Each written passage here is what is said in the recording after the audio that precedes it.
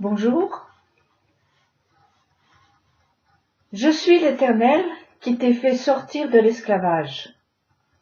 Je suis l'Éternel qui te guérit.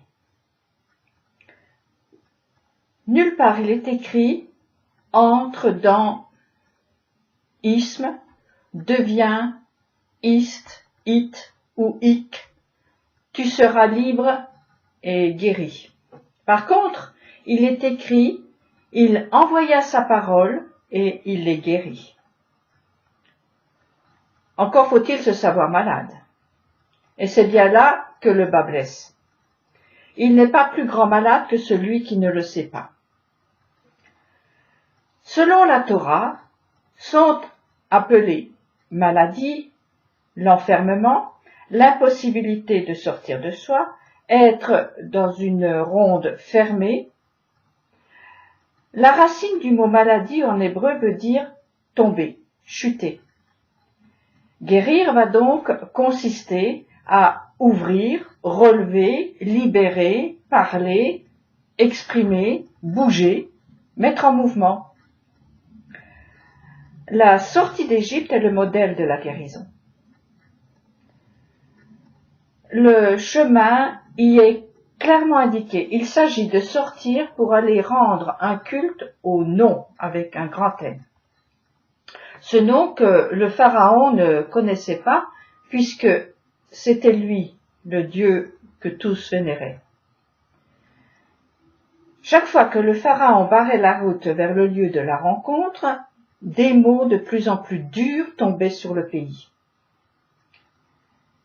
Être guéri et apporter la guérison au monde, c'est s'attacher au nom et le faire connaître.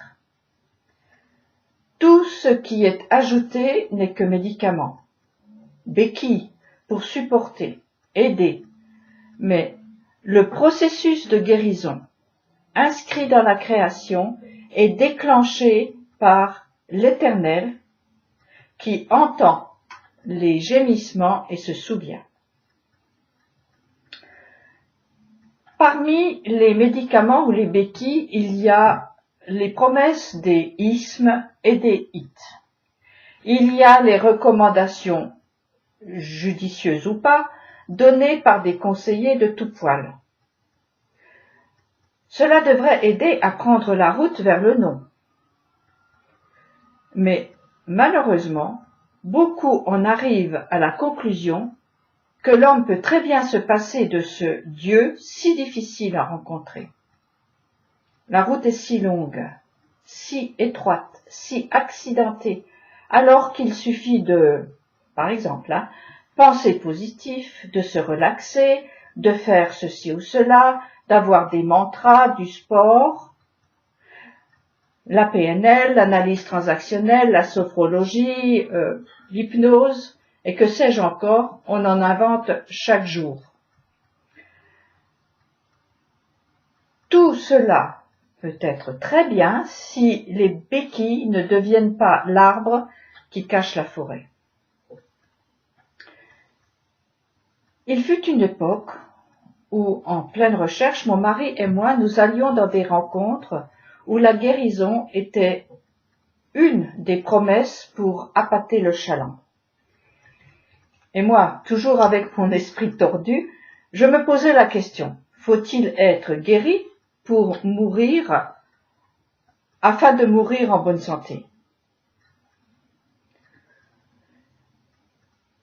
Guéri d'un cancer, d'une grippe, d'un corps au pied, c'est formidable. Formidable pour la personne qui en bénéficie et formidable pour la renommée de l'assemblée où ça se passe. Et le plus souvent, pour la tirelire du guérisseur. Bref, je trouvais que là n'était pas l'essentiel. Somme toute, c'est naturel d'être en bonne santé. Et avoir un tas de témoignages que l'on enfile comme les perles d'un collier pour prouver combien on est béni et de l'arnaque. Cela prouve simplement que je suis malade ou que la communauté est en mauvaise santé. Cela prouve que le mal est profond s'il est répétitif. Ce sont les racines qui vont mal. Soigner la surface, c'est comme vouloir effacer les rayures d'un zèbre. Être maquillé comme une voiture volée ne donne pas longtemps illusion. Ça finit par se voir et se savoir. En ce temps-là, j'étais à la limite de souhaiter un truc pour voir et vivre les preuves de la bénédiction et peut-être, sans doute même, en sous-couche, la preuve de l'existence de Dieu. Frustré, mal à l'aise de ne pas avoir de problème que je ne puisse résoudre par un moyen ou un autre, j'enviais ceux qui avaient quelque chose à témoigner. Ils attiraient l'admiration et la renommée. Il semblait qu'ils savaient, eux. Moi, je n'expérimentais rien et n'avais rien à dire. Pourtant, un jour, j'avais fait une expérience que je n'arrivais même pas à décrire. Ce jour-là, les écluses des cieux se sont ouvertes et ma bouche ne pouvait plus rester close, au risque effectivement de devenir malade. Je ne vais pas rentrer dans les détails car c'est personnel, mais plus le temps passe, plus je me rends compte que la parole est comme l'air que l'on respire. Sans parole, on étouffe. Le cerveau n'est plus oxygéné jusqu'à ce que mort s'ensuive. Ils crièrent, il envoya sa parole et les guérit. Rendez grâce, ta parole est un flambeau à mes pieds, est-il écrit dans la Torah. Aujourd'hui, je peux dire que c'était l'expérience de la guérison, l'ouverture de la parole, la sortie pour moi du milieu d'un peuple à la langue barbare. Je ne sais quel psaume vous proposez, tous parlent de la parole, celle de l'homme et celle de Dieu. C'est un don qui nous est fait. Il est aussi commun que l'air et nous n'en mesurons pas l'importance, seulement le jour où nous en manquons. Nous avons besoin de paroles comme nous avons besoin d'air. La première fois que l'air entre dans les poumons du nouveau-né, il crie. C'est son premier mot. C'est le signe qu'il est vivant et cela présage qu'il est en bonne santé. Non. Nous n'avons pas besoin de cages, d'aquariums, de bulles que sont les hic, les hit, les hist et les ismes. J'en oublie certainement. Nous avons besoin d'air pour respirer et parler. Nous avons besoin d'être guéris, ou plutôt, nous avons besoin d'être libérés.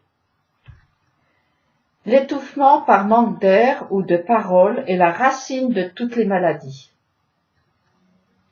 Ceux qui connaissent un peu l'hébreu, il n'y a pas besoin d'être un savant, verront que au centre du mot guérison, refoua en hébreu, il y a la lettre P, qui a, entre autres, le sens de bouche.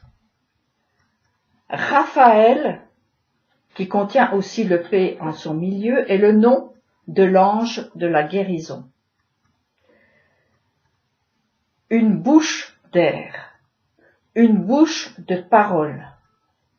Guérir, c'est ouvrir la bouche comme les matrices des femmes stériles ont été ouvertes pour que naissent les sauveurs, les mots salvateurs, les mots qui guérissent. Si la bouche ne peut pas parler, le corps parlera et dira les mots M-A-U-X non verbalisés. Cela est maintenant connu et accepté, mais Je pense que vous l'avez compris. Je vais parler de l'air divin et des paroles divines, ce qui monte et ce qui descend entre le ciel et la terre. On peut parler à un psy, à un coach, un curé, un pasteur, un rabbin, aux étoiles, aux arbres, que sais-je encore. L'imagination humaine n'a pas de borne. D'accord, ça aide, comme un cachet d'aspirine, mais ça ne guérit pas. La racine se guérit lorsqu'elle s'étire vers la source, lorsqu'elle est embouchée au vivant. C'est un fleuve qui sort à la droite du parvis du troisième temple, selon la vision qu'a eue le prophète Ézéchiel. Et près du torrent, sur ses bords, des deux côtés, s'élèveront toutes sortes d'arbres fruitiers dont les feuilles ne se flétriront pas, et dont les fruits ne s'épuiseront point. Chaque mois, ils donneront de nouveaux fruits, car leurs eaux sortent du sanctuaire, leur fruit servira de nourriture et leurs feuilles de remède. Le prophète Jérémie dit avec ces mots: Béni soit l'homme qui se confie en l'Éternel et dont l'Éternel est l'espoir. Il sera tel qu'un arbre planté au bord de l'eau et qui étend ses racines près d'une rivière. Vienne la saison chaude, il ne s'en aperçoit pas et son feuillage reste vert. Une année de sécheresse, il ne s'en inquiète point, il ne cessera pas de porter des fruits. Des arbres fruitiers en bonne santé, tel est le miracle, s'il faut l'appeler ainsi, loin des recherches de sensations fortes qu'il est nécessaire de renouveler régulièrement comme une drogue. Je ne dis pas qu'il faille tourner le dos aux aides, bien au contraire, ce sont des intermédiaires voulus par Dieu. Ils sont ses instruments. Et à ce titre, à respecter. Mais je pense que vous serez d'accord avec moi, il est de loin préférable d'être en bonne santé et de chercher ce signe-là de la bénédiction. Adam désigne soit l'humanité, soit un prénom parmi d'autres.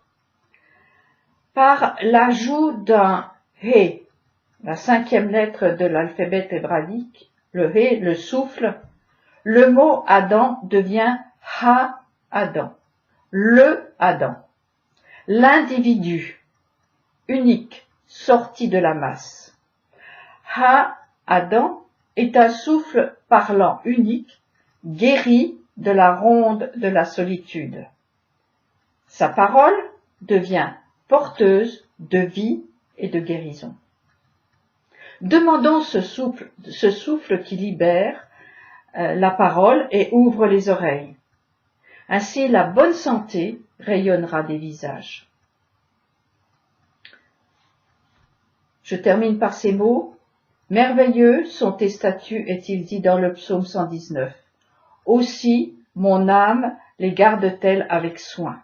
La révélation de tes paroles projette de la lumière, donne de l'intelligence aux simples. J'ouvre largement la bouche pour aspirer, car j'ai la passion de tes commandements. Tourne-toi vers moi et sois-moi propice, comme tu le fais pour ceux qui aiment ton nom. Affermis mes pas par tes discours, qu'aucune mauvaise passion ne prenne le dessus sur moi. Bonne méditation et bonne semaine à tous.